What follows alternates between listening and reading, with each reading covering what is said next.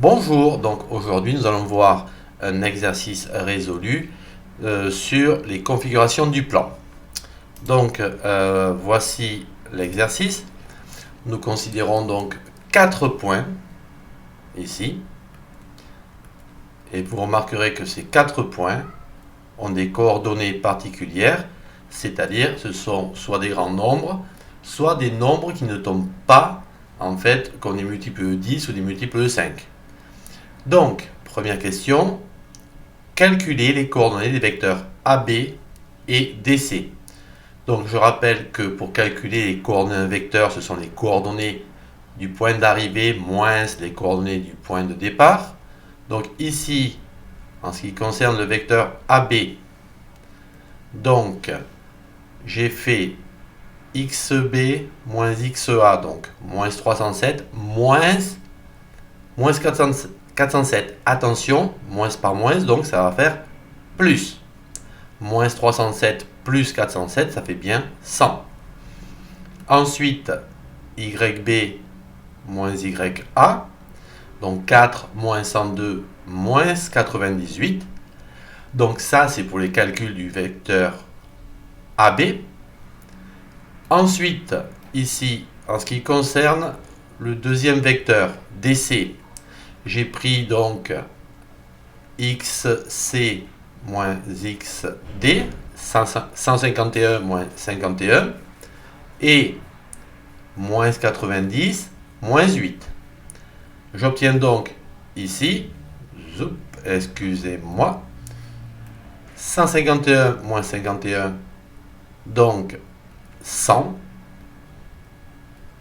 et moins 90 moins 8, moins 98. Voici donc pour les calculs des coordonnées de ces deux vecteurs. 100 moins 98, 100 moins 98. Donc, deuxième question, c'est est-ce que ABCD est un parallélogramme? Justifiez votre réponse. Un petit schéma à main levée. En fait, si A, B, C, D est un parallélogramme, ceci veut dire que le vecteur AB doit être égal au vecteur DC.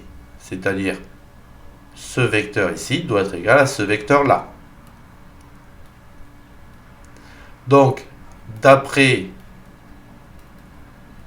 la question 1, nous avons bien que AB, vecteur AB est égal au vecteur DC.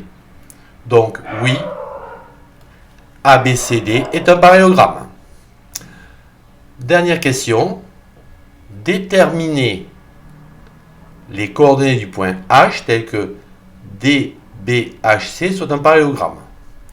Dans ce genre d'exercice, ici, la première chose à faire est un petit schéma à main levée. DBHC, attention à l'ordre des points.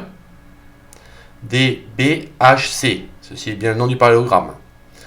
Je ne connais pas les coordonnées du point H. Donc, je vais dire que le point H a pour coordonnées X et Y. À partir de là, donc, je veux calculer, le point H tel que le vecteur DB soit égal au vecteur CH. En ce qui concerne le vecteur DB, j'ai les coordonnées de D, j'ai les coordonnées de B, donc je peux calculer les coordonnées du vecteur DB. Ici, donc, coordonnées de B moins coordonnées de D, moins 358, moins 4. Les coordonnées du vecteur CH. Donc ici, coordonnées de H, donc X et Y, les deux nombres que je cherche, moins les coordonnées de C. À nouveau, attention, moins, donc cela va nous donner plus. Deux vecteurs sont égaux si leurs coordonnées sont égales. Donc, je vais avoir que moins 358, excusez-moi, moins 358 doit être égal à x moins 151. Et moins 4 doit être égal à y plus 90. Nous avons donc deux équations simples.